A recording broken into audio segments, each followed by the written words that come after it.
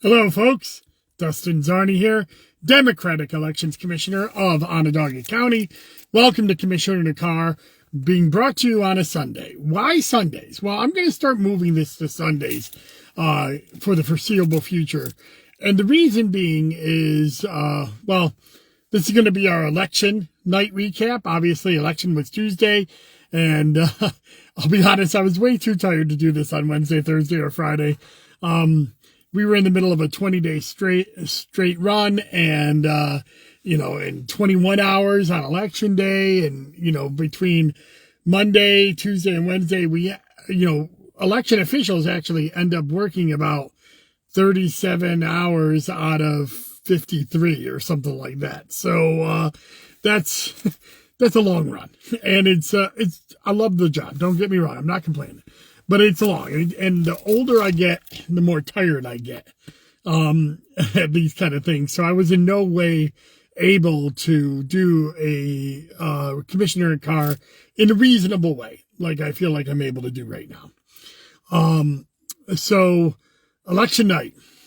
And so I'm going to move these to Sundays. And I think one of the reasons I'm going to move them to Sundays is I always try to do this after work, and I try not to do this during what are considered normal working hours, even though I don't have normal working hours. I work all the time. But hours at the Board of Elections is open. Because this is extra. This is something I do for fun. It's something I do to keep the public informed. But I try to do it so there's never any controversy over where my time is being spent. Although there will always be controversy for that. But I'm used to that. Anyways, so I'm doing this commissioner in a car on Sundays from now on because Sundays tend to work out in my schedule. I have a little free break in the morning, and this is when I'm going to try to fit this in.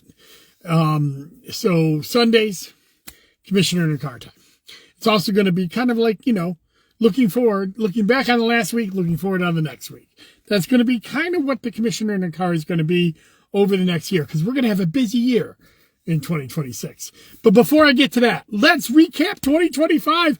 What an election night, an amazing election night for Democrats all across the country, but especially, and I do mean especially, here in Onondaga County. We had an amazing night. And while New York also had an amazing night, in Virginia and New Jersey and Georgia and a lot of other places, not everywhere in New York had as good a night as Onondaga County. So big credit to the candidates that worked their butt off in Onondaga County. There's been kind of this narrative since the election that it was all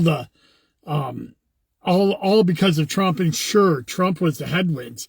But a lot of these candidates are first-time candidates and got into the races because Donald Trump won the election last year. So they put themselves into the race early on, January, February, March, worked their butt off all year. And yes, they reaped some of the benefit of the national tailwinds. But if they weren't out there knocking doors, if they weren't out there putting their butts on the line, and I mean butts on the line, that we would not have had the night that we've had. And there are criticisms, and I'll get into the criticisms about what we could have done better, because there's a million things we could have done better at the Board of Elections and at the Democratic Party locally. But we have to look at the major victories that we had and revel in them. And because it is important, this was a historic night for Democrats in Onondaga County. And there have been previous waves that have passed over Onondaga County because we didn't have candidates that had put themselves in position to win. 2017, big Democratic wave across the country. We allowed the first independent mayor in the city of Syracuse and failed to gain seats on the county legislature or in the towns. We saw the same thing in 2018, 2019. These big Democratic waves, we were unable to make major advances in the towns and on the county legislature. So Onondaga County is used to being skipped over in these waves. The fact that they are not this year is a testament to the candidates that went out there, worked it, the people that were working behind the scenes for those candidates, some of them candidates themselves that were in uncontested races that were working their butt off for other candidates, but also, the town and ward and city committee members that were out there recruiting candidates, knocking doors, all of that. All big team effort. And let's talk about what the wins were. So the wins were big and no bigger than the Onondaga County Legislature. Democrats went from an 11-5 minority to a 10-7 majority overnight. Amazing. We were at one of the lowest points we had been in quite some time. Democrats were kind of stuck on this 11-6. I'm sorry, it was a 12-5 minority and 11. We've been stuck at 11-6 for quite some time here in Onondaga County, where Democrats had 6 representatives, Republicans had 11. And what happened was last year, Chris Ryan left to become our next state senator, and he left a legislative seat open. And the way it works in Onondaga County is the county exec appoints. And so it was an 11-5 supermajority for the Republicans. And we flipped the seats back from OCLA, Chad Ryan coming back and winning that seat. And we also flipped the fourth, Jeremiah Thompson, flipping the fourth, taking out longtime legislator and Ways and Means Chair Colleen Gunnup. Ellen Block in the fifth, taking advantage of the retirement of Deb Cody, and she ran against an incumbent town councilor, Dave Carney, who has won several big elections out in Salina, but she beat him for the fifth. Elaine Denton in the 10th, the manliest area seat that has been within a couple of dozen votes each of the last two elections. I think it's been less than 150 votes separating the Democrat and Republican, and Mark Olson had won those the last 2 times, the Republican. Elaine Denton beat him finally and beat him handily.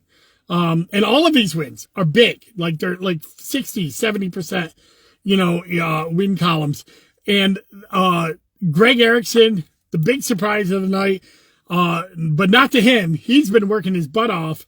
He has tried to tell everybody that he was going to win that race. And even yours truly had doubts going into an election night, but not because of his work ethic, but just because it's an overwhelmingly Republican district. He beat Julie Abbott in OCL 6 in the Southern Tier. And the cherry on the cake was OCL 9. OCL 9 is the North Side seat. It was held by Palmer Harvey for the last 2 years. The Republicans went to court to take the Democrat off the seat. And 2 Democrats decided to run independent campaigns to run for that seat. Kenyatta Calloway had the backing of some of the Democratic leaders, and Nicole Watts had the backing of working families and some other Democratic leaders. And a lot of people thought because the Democrats were going to split that vote, and that was what the Republicans were hoping for too, that the Republican, with a no Democratic line would easily or win that race. And what happened was Nicole Watts easily won that race. And so that gave us a 10-7 majority on the county legislature. We won every seat that was in contention. Nobody ever really thought that was going to happen, but it doesn't stop there. We flipped Salina. Salina is part of the Salina sweep, I call it, because not only were Jeremiah Thompson and Ellen Block, those county leg seats, located mostly in Salina, but all 4 ward district seats went to the Democrats, and they took out Supervisor Nick Parro. The supervisor has been in Republican hands since the mid-90s there, and Raul Huerta won that. So we have a Salina sweep there where we swept the Salina seats and is fully controlled under Democratic rule. Of course, Sharon Owens winning the city of Syracuse brought the city of Syracuse under full Democratic governance.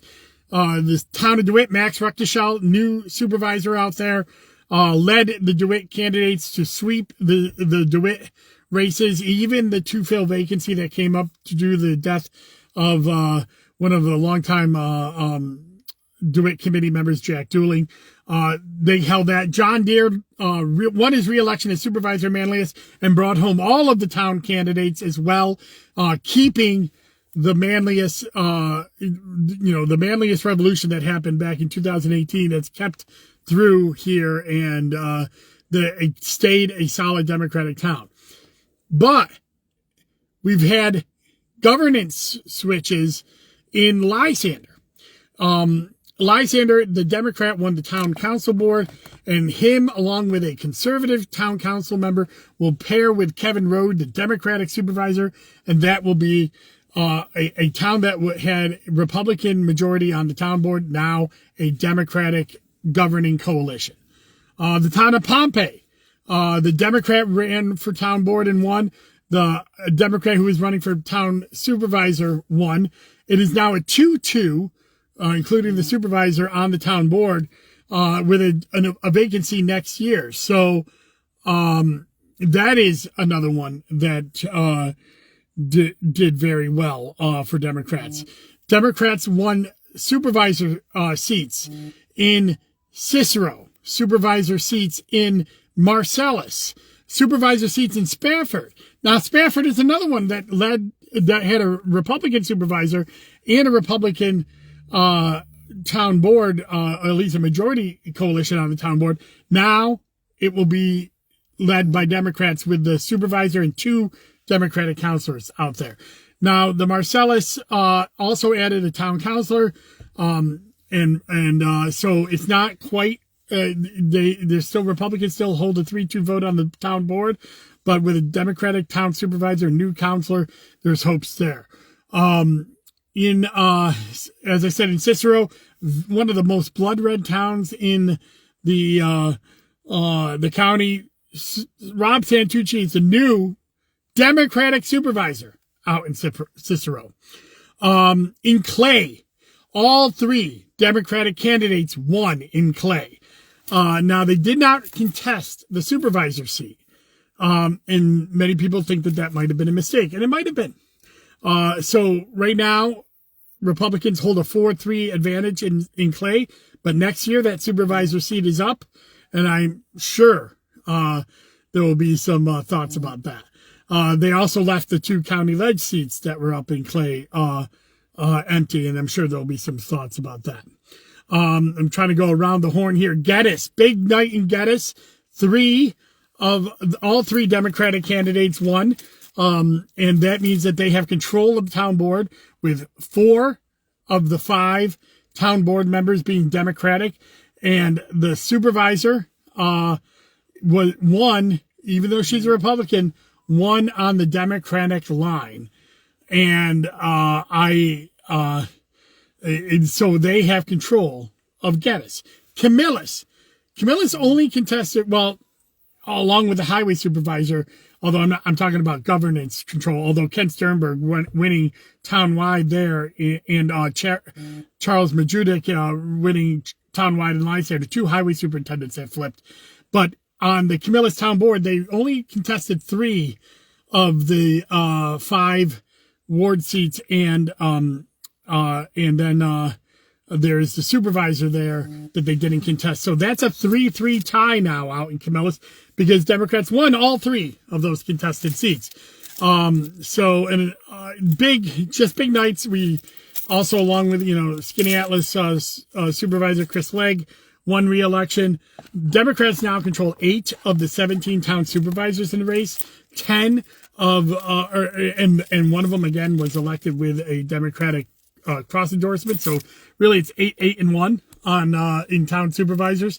Democrats have, either partial control or full control of 6 towns out of 17. That's the most that we've had that kind of control I think in my entire time as being a party activist here in Onondaga County. So amazing night. There are still some races left to call. The Cicero Town Supervisor race, Rob Santucci's ahead by 35 votes. He's just outside of the hand count margin. He's at 0.6%. We have some mail ballots coming in, and those will be counted on Wednesday. And then we'll have some decisions about whether that goes to a hand count or not. If it's out of a hand count, it's over. Then we have, we did pick up a town board seat on the town of Onondaga for the first time in 40 years. Ellen Terrian Magnarelli, congrats to you, Ellen. But there's another one, Martin Brown, who's within 20 votes. And again, waiting for those final mail ballots to be counted to decide whether it's going to go to a hand count or not. That's probably going to go to a hand count because there's only 0.22%. And more than likely, you're not going to see this big swing in the mail balloting once they're counted on Wednesday, because there's only like 40 to 50 or so ballots plus some affidavits. So, we'll probably have to hand count that race. So that's too close to call. There's also Solvay 3rd Ward District, and also the Onondaga Town Justice is almost too close to call. It's outside the window. It's well outside the window. It's over 1% difference. So likely that town justice race is not going to get to the hand count, but theoretically possible. So I always like to put that in there. And then of course there's Solvay 3rd Ward, counselor that is within 10 votes, and there's about 14 or so mail ballots out there, so that can go any way as well. The criticism is why didn't Democrats run in every seat? Well, obviously we didn't know that this was going to be like this when you put candidates forward, and it was in March. It's hard to know that you're going to have that. Democrats are always recruiting candidates, and I put up a blog post about this today. You can go to dustinzarny.com and read it. We're always looking, especially in the towns, for people to join committees to help recruit candidates, because we need better candidates. This year shows us if we had put up more candidates, we would have had more wins. The electorate wants change, and the Democrats who are elected are being elected to bring change, and they have to do so. But next year is going to be an interesting year with the even year bill, and we'll talk about that in after the election's certified. I'll kind of preview what that means for next year, because most of these town offices and all of the county ledge are going to be up. Oh, I didn't mention this as much on my blog post, and I want to mention it. Big night in the judiciary as well. The 3 out of the 4 Supreme Court justice seats that we elect here in New York went Democrat. And that's just, I've never seen that before. And just to tell you why that's such a big deal, Onondaga County is kind of like a blue county in the middle of the 6-county district for Supreme Court. One of the biggest political subdivisions in New York, the Supreme Court seats. And usually it's like we win Onondaga County, but lose in these other counties. But these candidates not just won in Onondaga County, they did incredibly well in Oswego County and some of the other counties. So just big time. So where do we go from here? This has been kind of a long video post, but I got excited. What can I say? So where do we go from here? Well, we have on Wednesday is our day to scan in and count the remaining affidavit and mail ballots. We had about 700 or so plus affidavits that we're still going through and adjudicating. State board did a statewide recanvass this weekend, and they're giving us lists of people that might have voted in both counties. Usually it's not. It's usually just something that we have to go through and look at to see if somebody voted in another county and our county. These are the kind of steps that we go through to make sure nobody double votes. But other than that, most of these affidavits are going to count, and we're going to count those on Wednesday. Then we will release our unofficial, still going to be unofficial results on Wednesday, because we still got to go through the certification. Certification takes a little bit, because we go through every ballot, we go through every box. We make sure we turn over everything to make sure that there's no ballots that aren't counted that should be counted. It's an arduous process. We usually certify the Wednesday before Thanksgiving. And then after Thanksgiving, we will hand count any races that are in the hand count. And why it takes us so long is that we have to find all the ballots, and we know where most of them are, of course. We know where all of them are. But with early voting, because everybody puts their ballots into the same machines, we have to, and people can go to any one of the 10 early voting sites. We had over 12,000 people early vote. We have to go through all 12,000 ballots, get the ballots out that need to be hand counted for the races that need to be hand counted. That's an arduous process. That'll take us right to the end of Thanksgiving. And then the week after Thanksgiving, we planned on doing the hand count. So that's what's going on. So we'll determine which races are going to have the hand count next Wednesday, certify the election the Wednesday before Thanksgiving, go to the hand count the week after Thanksgiving, and then finally button up this election. So that's all I got. Next Sunday, we'll recap what happened with the mail-in affidavit ballots, which races are in the hand counts, and going forward. This will be our Sunday tradition. Also, go Bills, and squish those fish, and let's get out there and get ready. You got about a week to rest, and then it's time to get ready for 2026. I know I'm excited. I hope you are too. Thank you very much, and enjoy your day. Bye-bye.